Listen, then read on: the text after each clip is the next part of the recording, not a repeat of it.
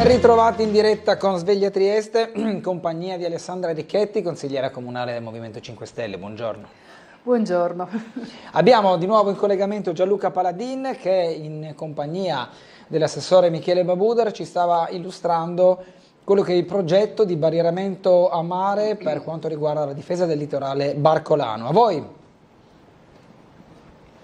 Sì, Bernardo, grazie e buongiorno anche alla tua ospite Alessandra Ricchetti. Allora, qui invece per parlare, anzi per far vedere il lavoro che è stato fatto dopo le mareggiate, cioè vediamo per la prima volta bene dal lato mare la linea costiera di molto rialzata, Assessore, rispetto a quando era all'origine, insomma. Rialzata, ma mantenendo anche quello che era quel profilo di costa e ovviamente anche quella visuale cui tutti noi triestini eravamo abituati, per cui il bello è stato il riposizionamento così degli scogli che esce di circa 3 metri, ma soprattutto il riposizionamento in termini di scogliera piana di superficie che, come vediamo, non forse oggi in questa giornata ma nelle altre giornate di sole ha reso da subito fruibile un ulteriore tratto di scogliera che prima era un po' più impraticabile, per cui questo era stato il primo intervento a protezione realizzato in tempi di record in meno di 40 giorni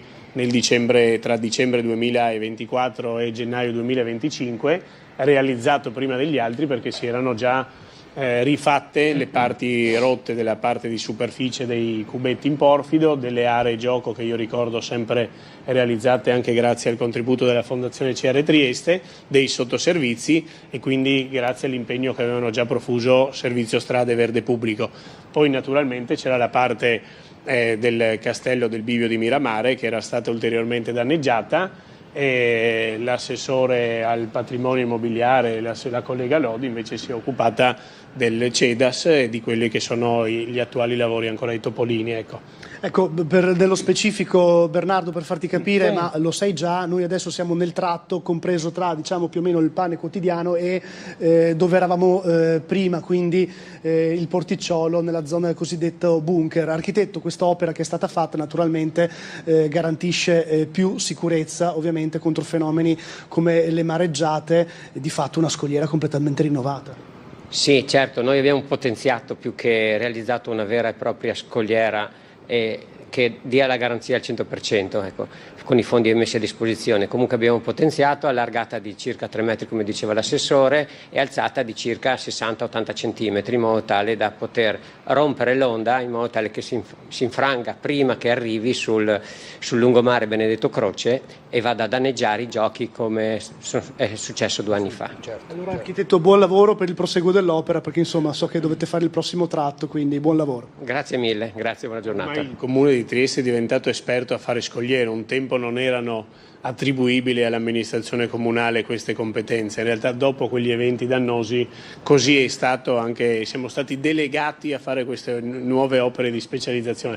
Assessore, sì, vuole dire qualcosa? C'è la gentile consigliera e collega Ricchetti che saluto, la volevo rassicurare perché ieri ho letto ma non ho avuto modo in Consiglio Comunale non di replicare ma di dare un ulteriore aggiornamento riguardo alle alberature verdi, quelle che mettiamo in Piazzale De Gasperi e tutte quelle che sono patrimonio pubblico, consigliera Ricchetti, verranno curate anche per i successivi 2 anni dalla parte privata che le ha messe. Ecco, ci tenevo a dirlo perché era un tema importante e rilevante sulla sensibilità, per cui a questo anche abbiamo pensato. Va bene, grazie all'assessore, grazie all'architetto. Noi dobbiamo lasciarvi restituire la linea e dal Golfo di Trieste, posso dirlo, è tutto. A voi studio. Grazie a Gianluca Paladino, all'assessore Babuder. Posso una chiosa? Lo sentite un po' al vetriolo con questa risposta? Beh sì, perché l'affermazione, la risposta che mi dà il gentile assessore Babuder, perché non me l'ha data in Consiglio Comunale. Io questa obiezione l'ho fatta in Consiglio Comunale quando, di fronte alla trattazione del PAC che esplicitamente avevo riconosciuto che per fortuna che viene ripensata piazza sì, il telefono. Se vuoi poter raccogliere, può raccogliere. che per fortuna è stato ripensato Piazzale De Gasperi. Piazzale De Gasperi, perché attualmente è veramente solo cemento. Sì. E gli avevo fatto i complimenti, però avevo mostrato come viene curato l'alberature, e quindi mi ha dato un assist incredibile rispetto a come è la gestione del verde pubblico a Trieste. Avevo mostrato che le compensazioni di Frausin nel Parco Basevi, piantate adesso in primavera, erano tutte secche, alberi tutti secchi. Gli alberi piantati nel giardino di Maddalena, anche quelli tutti secchi. Allora, perché non mi ha risposto lì dicendo che per fortuna, dico io, viene gestito il verde? Scusate. Cosa Piazzale De Gasperi come si presenta oggi? Ha detto il vetriolo, certo che è vetriolo, perché mi viene da dire per fortuna che a questo punto lo gestirà il privato. Ma questo comune, che è florido, a mio avviso ha dei grossi problemi da dimostrare. Sono anni ormai che sto dicendo: guardate che in agosto tutto il verde che c'è nelle aiuole, nei vasi, è tutto secco. È bruttissimo per il turismo, ma è bruttissimo per la città che dovrebbe vivere il verde e approfittare del verde. Però diciamo, quindi mi fa sorridere. Allora, trovo grave che mi risponda qui e non in consiglio comunale, perché che si passi per i media mi fa piacere, perché tanti a questo punto, tanti che da casa possono ascoltare. Questo ultimo consiglio peraltro non godeva della registrazione e quindi non hanno sentito il mio intervento, e quindi grazie che mi ha fatto questa obiezione. Si deve ancora rispondere il perché del verde acquistato con fondi pubblici, non è che ce l'hanno regalato, e comunque anche se ce l'avessero regalato, resta sempre che una ditta ha dovuto piantarlo, come sa bene tutti quelli che hanno cercato di piantare anche nelle scuole degli alberi donati. Cioè i costi sono a carico di chi va poi piantare l'albero, e sono comunque importanti. Allora, cioè, è una denuncia che continuo a fare, perché io ho visto 150 alberi in Parco Farneto, tutti bruciati già un paio di anni fa, e tutte le aiuole bruciate nuovamente. Allora io denuncio questo modo di procedere. Non mi si può dire non aspettavamo che in maggio ci fosse caldo. Cioè lo ritengo gravissimo, gravissimo. E quindi grazie a Michele Babuder. Abbiamo una telefonata, buongiorno. Pronto, buongiorno, sono Daniela. Prego. Io vorrei fare una domanda, magari se potete aiutarmi, perché io non mi ha capito tanto e non vorrei fare danni. Io ho un problema, abito in case comunali, però purtroppo si sta all'ATER, e si sa che l'ATER purtroppo è diventato quello che è. Allora, una mia condomina praticamente sembra seguire me, dà disturbo a tutte le ore, ha 2 cani, li fa defecare per le scale, ha una puzza terribile nell'atrio, perché non so cosa c'è in quella casa e sinceramente non voglio neanche saperlo. Ho parlato con i condomini, anche loro sono un po' stufi di questa situazione, perché questa situazione va avanti da 20 anni. Inoltre lei ha di nuovo 2 cani, che tra l'altro 20 anni fa, che io già abitavo qua, ho dovuto chiamare i pompieri perché aveva lasciato una cagnolina dentro da sola, una cagnolina che doveva avere 30 kg, l'hanno ritrovata con le unghie lunghe tra le sue feci, e praticamente sono entrati e l'hanno portata via. Questa tipa mi ha minacciato e mi ha offeso, non voglio ripetere quello che mi ha detto, solo perché mi sono permessa di dire dopo le 11 se per favore finiva di gridare, perché la gente deve andare a lavorare al mattino, non come lei che non fa niente. Lei, oltre ad avermi offeso, poi io sono andata su, le ho bussato alla porta, mi ha risposto dietro la porta che se non mi faccio i fatti miei lei mi mette le mani addosso. Naturalmente io prima di chiamare voi ho chiamato sia i carabinieri sia il CSM, mi sono informata sulla situazione. Quello che mi ha lasciato allibita è che io ho chiamato l'ATER, perché loro ci gestiscono. La signora dell'ATER, che secondo me mi ha risposto in un modo vergognoso, mi ha detto: signora, deve essere contenta che ne ha solo uno in casa così. Ma mi scusi un attimo, per quanto non sia che lei ci gioca un po' sul fatto di essere un po' pazza, no? Le regole condominiali devono essere rispettate da tutti o no? Loro non possono fare una lettera di richiamo a questa persona, visto che 7 famiglie, io ho fatto una lettera privata che metterò in posta a lei con la firma di tutte le famiglie che sono d'accordo con me sulla situazione che abbiamo in casa. Noi non possiamo annusare la sua puzza, non possiamo raccogliere la sua cacca dei cani per le scale, tanto meno sull'erba, tanto meno sul cemento e naturalmente offendere una persona e minacciarla non penso sia il massimo delle cose. Posso fare qualcosa con l'Ater oppure l'Ater è vero che non può darmi una mano e devo stare zitta e subire e con me tutti gli altri inquilini? Vi ringrazio, buongiorno. Grazie signora Daniela. Richetti, lei cosa consiglia a questa telespettatrice? Allora, sono consigli sempre difficili da dare in situazioni che comunque coinvolgono rapporti tra privati, di fatto. E quindi mi sembra i consigli della nonna, no? Che, sì, niente di risolutivo.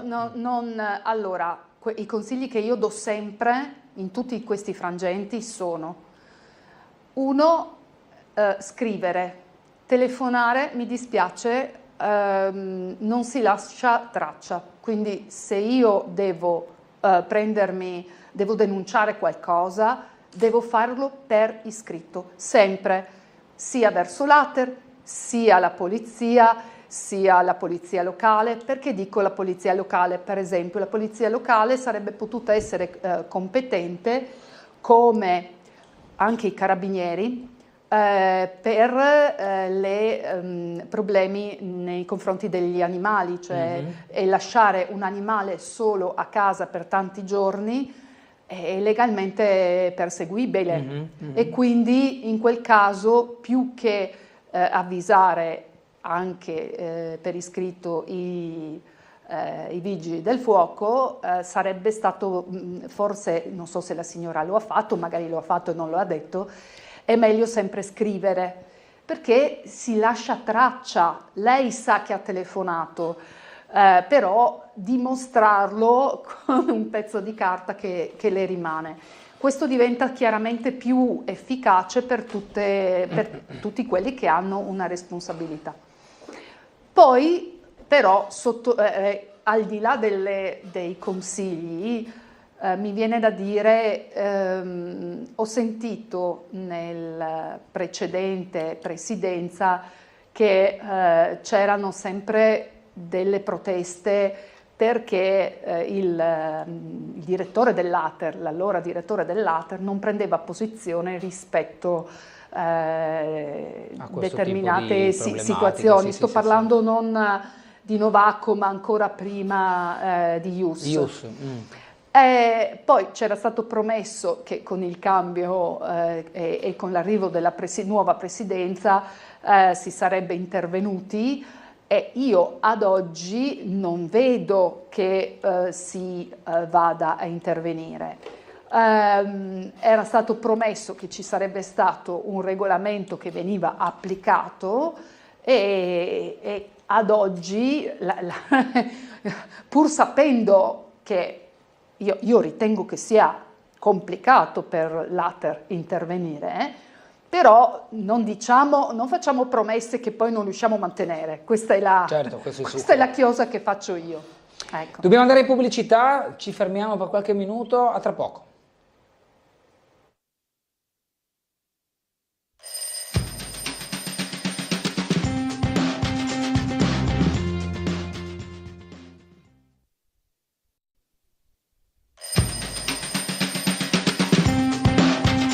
Bene, torniamo in diretta con Sveglia Trieste, 9:20 minuti, con Alessandra Richetti, consigliere del Movimento 5 Stelle nel Consiglio Comunale di Trieste. Senta, l'altro giorno in Consiglio Comunale è stato approvato questo PAC, termine tecnico, sì, della ex Fiera di Trieste, che va a definire urbanisticamente, diciamo da un punto di vista di come il piano attuativo comunale interviene in quello che è il futuro progetto che adesso è passato al gruppo dei commercianti associati, facente capo poi al gruppo Conad, dal consorzio austriaco MID, che ha venduto. con l'intenzione di riqualificare tutta quell'area con un centro commerciale o comunque un centro polifunzionale, nuove abitazioni, un cambio di viabilità, una riqualificazione delle aree pubbliche, eccetera. Le chiedo un giudizio generale, anche poi, se vuole andare nel dettaglio, su quelli che sono stati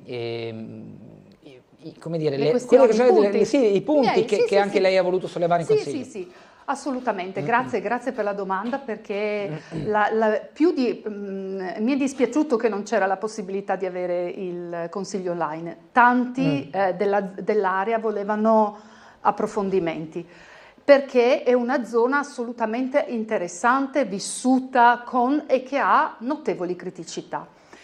Io ho fatto ho notato e ho fatto anche i ringraziamenti per quello che sarà un miglioramento e che andiamo avanti in un'area che ormai è da anni che sta soffrendo per quella situazione, perché ricordo che quella situazione così abbandonata non solo ha portato via dei parcheggi, ma ha lasciato l'area assolutamente abbandonata, con problemi anche di visite notturne all'interno del comprensorio, anche di problemi di sicurezza, di topi, perché dove hai delle aree che sono abbandonate, di inquietudine da parte delle persone per l'amianto presente e così via. Andiamo ora però con punti precisi. Allora, noi abbiamo ribadito che questo comune, come l'amministrazione precedente, come ha detto il centrodestra, butta i tappeti rossi per chi investe a Trieste. Io sul discorso di favorire gli investimenti a Trieste sono naturalmente d'accordo, favorevole. Non quando quel tappeto diventa essere lo zerbino però di chi arriva e investe. Perché? Perché dico questo? Perché quando mi fai una modifica urbanistica dopo che l'opera è stata già assegnata, che favorisce con la cubatura edificatoria, cioè si potrà costruire di più, cementificare di più, favorisce chi ha già acquistato e quindi ovviamente il comune, ditemi, ci ha perso, ok? E signori, è inutile, poi mi è stato detto, si vede che dovevamo fare questo, perché poi lo stesso acquirente tedesco è andato via, quindi anche in quelle condizioni è fallito. Quello è un altro discorso. Il discorso è, c'è un bene pubblico che valeva tot, lo avete venduto a 10 e avete poi dopo fatto una modifica che ne valeva 15. Cioè, allora, questo non è mettere tappeti rossi, è essere lo zerbino a casa mia, ok? Bene.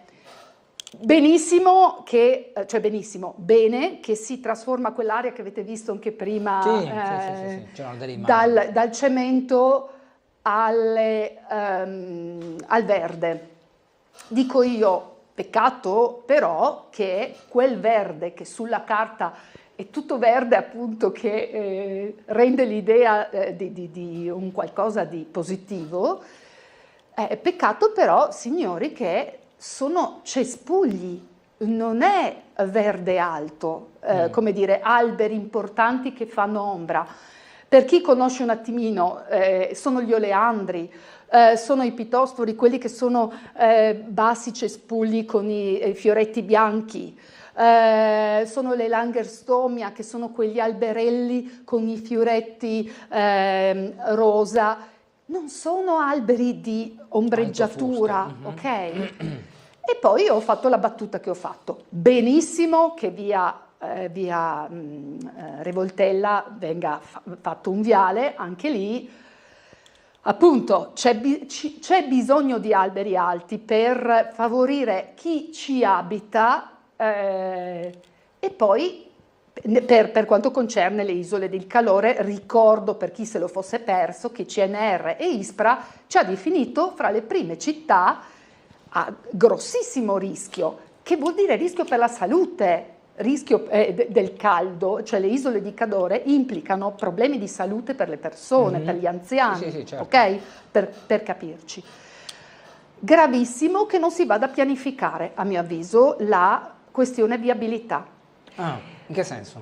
Beh, insomma, arriverà, forse non da subito, ma comunque a breve con i tempi che sono quelli delle pianificazioni, intendo dire, il polo degli studenti, scolastico, il polo scolastico.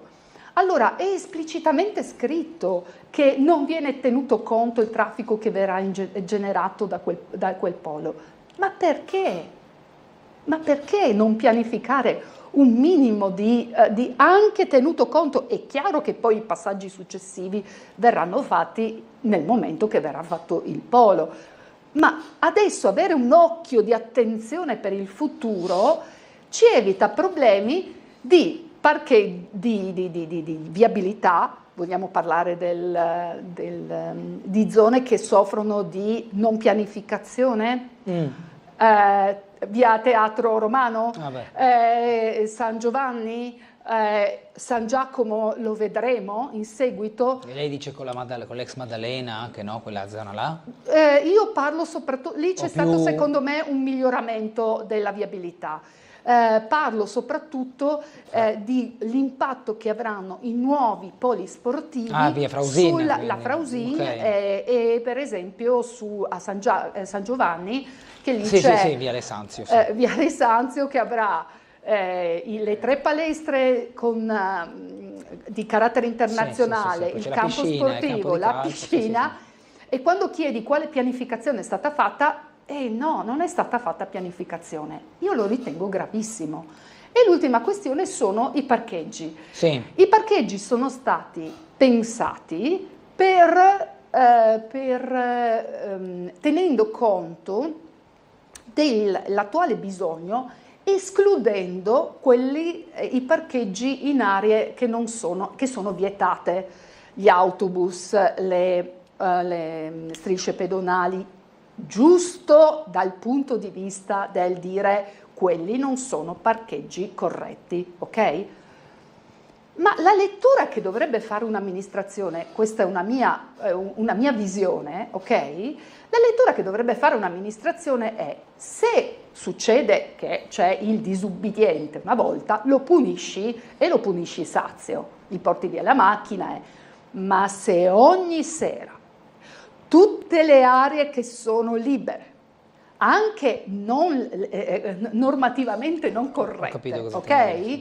Sono piene, signori, quello è il sintomo che c'è qualcosa di non valutato, cioè di un problema di parcheggio reale. Un po' dovunque in città, no? Un po' dovunque. Ci sono zone dove di giorno si rispetta il divieto e di sera si chiude un occhio, diciamo così. Infatti, la mia interlocuzione con gli uffici, ma anche con l'assessore, è stata nella direzione di le richieste urbanistiche per decreti legge richiedono che si facciano dei parcheggi che sono funzionali al centro commerciale. Questo avviene per il Giulia, questo avviene per le Torri, questo avverrà anche in area ex fiera.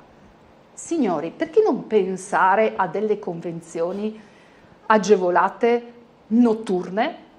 Allora, come a Roiano. Come a Roiano? Allora mi è stato detto non si può perché, me l'hanno detto gli uffici, non si può perché la legge definisce che quei parcheggi devono essere riservati per il centro commerciale. In notturna il centro commerciale non lavora, non è aperto. Ok. Ora però io rilevo, che ci sono 3 sentenze dopo il 2023 che hanno definito che certo non è praticabile un'apertura senza controllo. Ovvio. Ma invece con convenzione e con convinzione sarebbe possibile. Allora, spiegatemi perché dobbiamo cementificare una zona creando parcheggi che di notte sono completamente vuoti. Allora, Mi dice sfruttiamoli. Sfruttiamoli e sfruttiamoli da tutte le parti di Trieste dove è possibile, perché c'è bisogno in tutte le parti di Trieste, come l'ha ben detto Infatti lei. a Roiano è utilizzato Allora, di giorno e visto di che sera. c'è queste sentenze, visto che peraltro io leggo che il parcheggio Giulia è aperto in orario notturno, allora sono un attimino disorientata. Ho fatto 2 richieste, due ordini del giorno che andavano in questa direzione, una esplicitamente dicendo pensiamo a 1/10 di tutti i parcheggi in convenzione, che così aiutiamo i residenti, è un beneficio per i residenti e togliamo, e fra l'altro anche una situazione di sicurezza, togliamo quelle macchine, perché c'è anche l'altro aspetto, che se la polizia locale non mi va a togliere via quelle macchine che sono gli autobus, frizione degli autobus, si crea sulle strisce pedonali, si crea un problema di sicurezza. Allora, e la seconda domanda e la seconda richiesta è stata: pensiamo la stessa cosa per tutta la città, non solo adesso in questa occasione del piano per la fiera. E naturalmente il centrodestra ha detto un no secco anche all'ipotesi di andare a fare una valutazione basata su sentenze e sull'abitudine che c'è per esempio anche a San Giovanni. Abbiamo una telefonata e poi andremo in pubblicità. Buongiorno. Se non c'è nessuno, andremo in pubblicità. Proviamo di nuovo. Buongiorno. Come non detto. Breve pausa, l'ultima, e poi torniamo in vostra compagnia.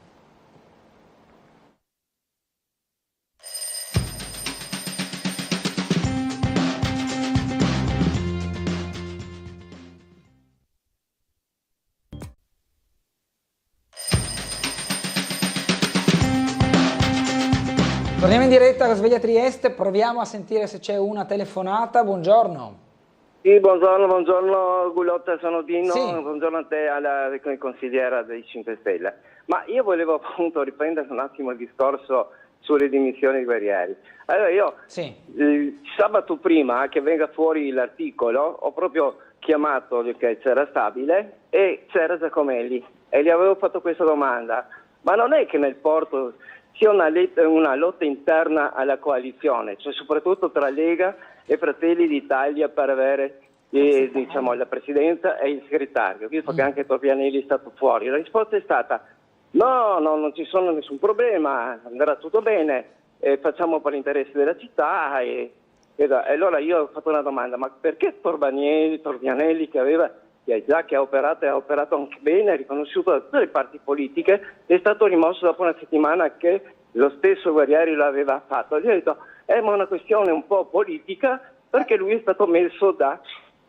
PD e da Zeno D'Agostino, ma uno che Zeno D'Agostino, gli ho detto, non andava a guardare le sedie dei vari partiti, faceva l'interesse della città e soprattutto per gli operatori del porto. Oggi sono molto preoccupati questi. E lui mi ha detto ma ogni tanto bisogna cambiare. Risposta: siamo ritornati a 35 anni fa. Bravo. Quando c'era Trieste e non se poi, quando abbiamo perso 1500 posti che le Generali voleva fare i centri elettronici in Porto Vecchio, però perché 2 persone di Trieste avevano dei depositi di caffè, non è stato fatto per un interesse politico, anche quello sempre del centrodestra. Allora io dico, ma come possiamo andare avanti in queste condizioni? Bon, questa è la prima domanda. La seconda cosa che volevo dirti: mi fa molto piacere che oggi Claudio Visentin, che è un frequentatore anche di Serie 4, abbia messo l'articolo che il sindaco di Pola, come abbiamo richiesto noi pensionati di avere l'autobus gratis a 65 anni, a Pola è diventato il sindaco e l'ha fatto. Grazie mille. Grazie Dino, grazie. Beh, questo ci permette di aprire la questione legata al porto. Ieri Richetti, lei assieme a Giovanni Barbo e al consigliere Alberto Pasino, quindi diciamo 3 rappresentanti di Movimento 5 Stelle, Partito Democratico e Lista Russo Franco, avete convocato la stampa per esprimere il disappunto nei confronti della giunta comunale del sindaco, perché all'ennesima mozione la richiesta di urgenza, la mozione, per fare in modo che anche il Comune dia un messaggio, dia un segnale di necessità di agire in fretta per questa situazione del vertice dello scalo Giuliano, non vi è stata data non solo l'urgenza ma neanche una risposta. Questo, diciamo, era antecedente poi alla notizia della scelta di Guerrieri di dimettersi, quindi la situazione non cambia, anzi si aggrava. Si aggrava tantissimo. Si aggrava tantissimo e ringrazio veramente chi è intervenuto perché ha veramente sottolineato alcuni passaggi fondamentali che veramente ci fanno inquietudine. Allora, cosa ho detto anche ieri durante la conferenza stampa? La Trieste si aspettava un nuovo Zeno D'Agostino. Questa è la realtà.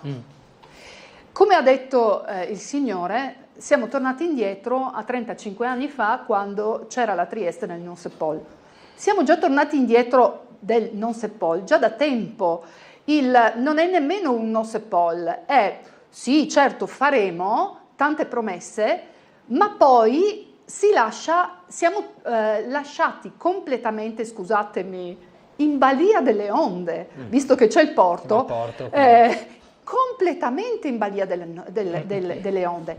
Io in questi 424 giorni che non è nominato il presidente dell'ente porto, cosa succede? È come avessimo una nave, per chi è abituato alle metafore così portuali, è come avessimo una nave senza capitano, con il primo ufficiale, ok?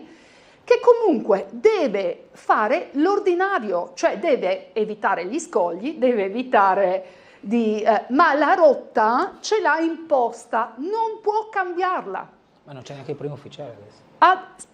Non c'è, attenzione, il primo ufficiale nel frattempo aveva eliminato anche il direttore di macchina, perché in tutta la parte della gestita da Torbianelli, che era una consecuzione del grande risultato che, diciamocelo, perché la città lo sa, è inutile che lo nascondiamo, con Zeno D'Agostino la città ha fatto, sì, Sommariva, aveva avuto un grande eco anche, sì. No? Adesso abbiamo tolto tutte queste figure importanti e si dimette anche il primo ufficiale. Quindi adesso, attenzione, non abbiamo nemmeno la possibilità di evitare di andare per una rotta. Adesso non abbiamo la possibilità nemmeno di percorrere la rotta, si farà non l'ordinario, proprio lo stretto. Ma in questo frangente cosa succede a Trieste? Quando Paoletti prende posizione, cioè la Camera di Commercio prende posizione, i sindacati prendono posizione, quindi anche tutto, cioè, ha delle implicazioni sul lavoro, ha delle implicazioni sul PNRR con i fondi che sono stati, cioè ci sono delle veramente implicazioni enormi. Cosa succede? In questo contesto arriva la nave e cosa fa bene questa giunta? Spegne il faro. Perché questo è quello che è successo. Invece di dire, attenzione, mettiamo il faro, mettiamo anche delle luci in più, perché la situazione, mandiamo fuori chi può aiutare in questa rotta non guidata, dove per me mandare fuori qualcuno significa telefonare, contattare il governo, contattare Fedriga, perché ricordiamoci, la nomina avviene sì dal MIT, ok, dal Ministero, ma deve avere anche la convalida degli enti locali. Quindi vuol dire che in questo frangente in cui ci sono tutti, della Lega, di Fratelli d'Italia, di Forza Italia, si sta così, imbambolati. Signori, non è il tempo, è il momento di stare imbambolati. L'Europa sta prendendo delle decisioni importantissime. Io mi ricordo mio padre, perché ho fatto queste metafore? Perché mio padre era direttore di macchina, quindi governava la parte della nave nella parte bassa e diceva sempre: a Trieste non se può perché manca la politica che fa comunque dare le possibilità che il porto funzioni. Risultato, andiamo sempre a Capodistria, andiamo sempre verso altri lidi che non sono quelli italiani o che non sono comunque quelli di Trieste, nonostante le potenzialità di Trieste, nonostante il punto franco. Cioè, questa cosa è gravissima, e sentire appunto che Fedriga bisogna cambiare o Giacomelli bisogna cambiare. No, la politica deve governare, deve trovare soluzioni, non possiamo perdere questa battaglia. Abbiamo perso lì la via della seta, stiamo per perdere anche, che secondo me è stato gravissimo, perché ci dava modo di potenziare tanto, perderemo anche la via del cotone, perché andrà magari verso la Slovenia, che è lì pronta, non vede altro, nonostante che noi abbiamo delle peculiarità che gli altri non hanno e potremmo attirare tutto il traffico internazionale con grande, cioè abbiamo le infrastrutture che sono state veramente volute anche da Zeno con una grande lungimiranza. Sentire poi la Cisint che dice: Gurrieri ha fatto un gesto di amore per la città, ma io vado a dire che cosa farà l'Europa per determinare che passi verso l'Italia. Deve passare per Trieste, deve passare per Trieste, ed è di interesse per Trieste, per Friuli Venezia Giulia e per la nazione. Signori, dove siete? Vergognatevi, vergognatevi, perché è chiaramente qui a Trieste, io ho detto, c'è un servilismo verso Roma, perché non è vero che non hanno dato risposta. La risposta c'è stata, ed è stata: noi dipendiamo da Roma, e questo è gravissimo, perché non c'è niente di Trieste in quello. Telefonata, buongiorno. Pronto? Ci stiamo... mi sta ascoltando. Sta ascoltando dalla TV. Male, buongiorno. Sì, buongiorno. Innanzitutto complimenti all'ospite, perché ha detto proprio le cose. Guardi, Trieste ormai non danno nessuno neanche per l'anticamera. La politica fa quello che vuole. Litigano fra loro chi mettere e chi non mettere. Peccato che De Agostino è andato via, lì ho detto basta, adesso crolliamo tutti. Sì. Poi, prego. Allora, poi dopo volevo chiedere un'altra cosa. Per questo insetto qua che viene dal Nilo, stanno facendo in vari punti la disinfestazione. Volevo sapere questo: la disinfestazione per queste zanzare può nuocere agli uccellini, ai volatili che abbiamo noi? Non è che li ammazza tutti, così restiamo anche senza quei 5T che si sentono alla mattina di queste bestioline. Almeno qualcosa, visto che Trieste ormai... Io ero ieri a prendere la 21 in piazza Garibaldi, signori miei, c'erano 4 che si scazzottavano a tutta le... Non mandateli le ambulanze sono per i triestini, non per questi scarafaggi che vivono qui da noi. A posto, grazie. No, non sono riuscito a capire il momento in cui è passata dal virus ai migranti. È stato un attimo proprio, c'è stato proprio un secondo. E non si dice scarafaggi comunque, signora. Del porto, non insomma, è stata nemmeno molto... capito che parlasse dei migranti. West Nile virus preoccupa, c'è un'allerta.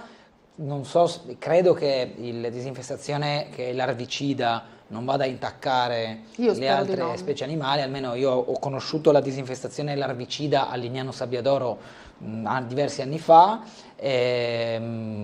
Ero proprio deputato a un attimo seguire la situazione.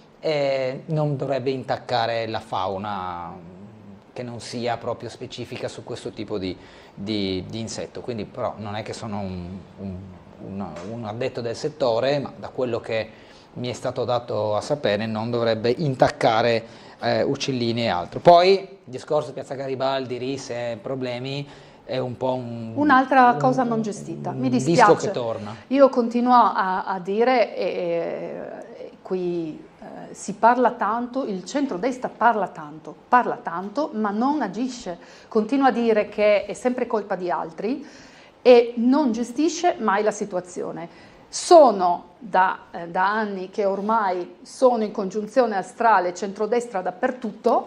Fateci vedere quello che state facendo per una gestione della sicurezza e non di parole così lasciate, che lasciano il tempo che trovano.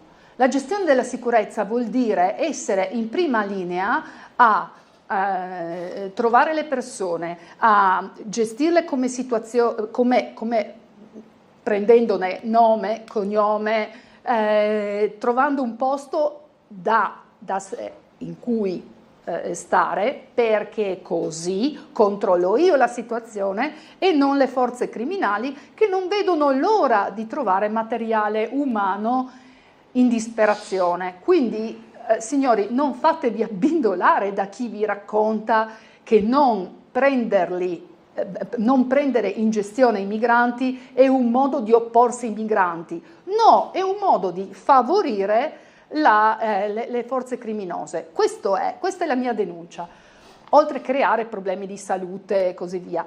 Io dappertutto dove mi giro, non so voi triestini o non triestini, ospiti o non ospiti, ma da dove mi giro io vedo che tutto è senza il capitano della nave. E torniamo lì, cioè non c'è la guida, signori, non c'è pianificazione, non c'è l'idea di dove andare. Prima il signore ha detto, io l'avevo citata, via Teatro Romano. Sì. Ha ragione, lì è scandaloso vedere come ci sia questa fila costante di persone che fra l'altro sono lì a motore acceso con i residenti che stanno in quell'area e che si beccano l'aerosol del diesel, sì.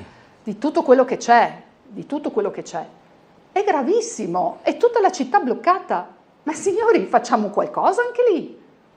Non so, mettiamo degli steward. No, c'è la polizia locale in gli ultimi giorni l'ho vista presente sul posto. Ieri ero lì e c'erano due agenti poveri, sì, disperati, che sono arrivati non subito peraltro, perché alla mattina non c'erano, sono arrivati quando la situazione è stata caotica. Allora, intanto lì ci sono dei bottini per conferire rifiuti, troviamo una soluzione, perché in qualche maniera quando arriva il camion blocca ancora di più, perché non c'è la possibilità di superamento. Certo.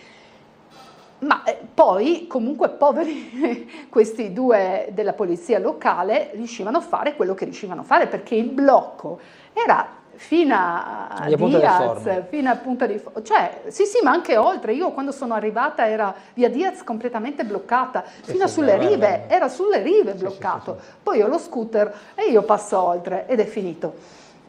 Però, cioè, signori, anche lì facciamo qualcosa. Cioè, abbiamo i soldi delle tasse di soggiorno, vogliamo impiegarli per gestire il turismo che ricade solo sulle spalle dei triestini. Cioè, questa cosa io la trovo inaccettabile. Io non so come la gente continui a essere felice di questa amministrazione, perché io lo ritengo, i costi sono aumentati, tutti felici perché abbiamo più gente. Sono felice che ci sia turismo, io non sono contraria al turismo, ma pensiamo a gestire tutto, il turismo, il porto, il traffico, gli effetti del turismo sull'abitazione, sui costi, sul fatto che la città non è più vivibile, non è più anche transitabile. Vogliamo muovere muoverci. Sì. Ho capito cosa voleva far muovere. Cioè un Era attimo abbastanza... mi sono... No, l'abbiamo capito, a buon intenditore. Abbiamo un'altra telefonata, 5 minuti alla fine, buongiorno. Sì, buongiorno, sono in linea? Sì, prego. Buongiorno, un saluto a lei, alla redazione, ai gentili ospiti di tutti i telespettatori di Tele4. Io volevo esprimere la mia opinione inerente al fatto di D'Agostino, che qui a Trieste lo si osanna tanto, in cui non vedo tutta questa osannazione, perché sui fatti vedo che D'Agostino non ha fatto semplicemente che il suo dovere. Sarebbe, parafrasando, noi osanniamo un impiegato statale che è andato a timbrare ogni mattina il cartellino di presenza, ha svolto 8 ore diligentemente il suo lavoro e poi lasciare uscito timbrando l'uscita. Perché questo? Perché fondamentalmente, a differenza della Monassi, che effettivamente ha cercato di fare qualcosa per Trieste, voglio ricordare che la Monassi ha cercato di rilanciare il porto franco vecchio e la politica locale non ha fatto nient'altro che darle una pacca sulla spalla, metterle una medaglietta sul petto e accompagnato all'oblio della storia. Perché se la considerazione è questa, se D'Agostino fosse una persona così straordinaria come la stampa locale lo osanna, lui avrebbe semplicemente fatto due fattori. Uno, ripreso in mano il discorso della Monassi, cioè sviluppare il discorso del Portofranco vecchio magari con banche, non è detto che sia per forza su navi, banche e assicurazioni, e un'altra cosa fondamentale che nessuno qui a Trieste ne parla, il raddoppio del Mollo VII, perché noi adesso abbiamo una postazione per le navi oceaniche, quando con due, e dà lavoro a tantissime persone, quando con 2 postazioni questo aumenterebbe matematicamente la luce e gli occhi di tutti. Ecco, non riesco a capire il perché accanirsi, passatemi il termine, con un impiegato statale che ha fatto semplicemente il suo dovere e volerlo osannare perché ha fatto semplicemente il suo dovere. Grazie, buongiorno. Questa è una visione del telespettatore che rispetto. Penso che i triestini vedono altro. I triestini vedono che da quando c'era stato, era in presidenza Zeno D'Agostino, sono stati fatti enormi cambiamenti. È stata ripristinata la linea ferroviaria con delle attività significative, che peraltro sono state, a mio avviso, poco pianificate anche lì dal comune, ma questo è un altro discorso. Questo ha reso possibile andare verso una diminuzione del traffico su gomma, cosa che ritengo una scelta molto intelligente, cioè andare verso ferrovia rispetto alla gomma. Sì. Che ovviamente la gomma, ricordo, fa arrivare i tir all'interno della città, che continuano ad arrivare perché comunque anche lì il problema deve essere ancora risolto. Continuano anche a passare sulle rive, io non continuano a passare sulle rive. Se non hanno chiaro che non possono, lo fanno truffaldinamente, non lo so. Vabbè, anche un altro discorso. Anche lì bisognerebbe, secondo me, che ci fosse una chiara una presa di posizione sì. Anche in quella situazione, una gestione. Io chiedo una gestione. Poi ricordo il fatto che c'è stato il potenziamento, perché qual è la caratteristica del porto di Trieste, per chi non lo sa? Che ha un ottimo fondale che consente la carte naturale, che consente l'attracco di navi importanti che peraltro, signori, lo rendono appetibile anche per le navi militari. Quindi stiamo attenti, signori.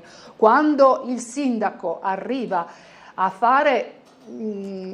dare le onorificenze ai capitani delle navi militari, io questa cosa qui la denuncio, perché è gravissima. Si sta spostando l'idea di un porto che non è più un porto commerciale turistico verso un porto militare. Non lo vogliamo il porto militare a Trieste, e fra l'altro, e qui penso che anche il Marchesic sarebbe contento, tutto l'allegato ottavo, che dà comunque tutta una serie di indicazioni, impone che il porto sia porto di pace, non porto di guerra, ok? Sì. Se vuole ancora 20 secondi che poi dobbiamo chiudere.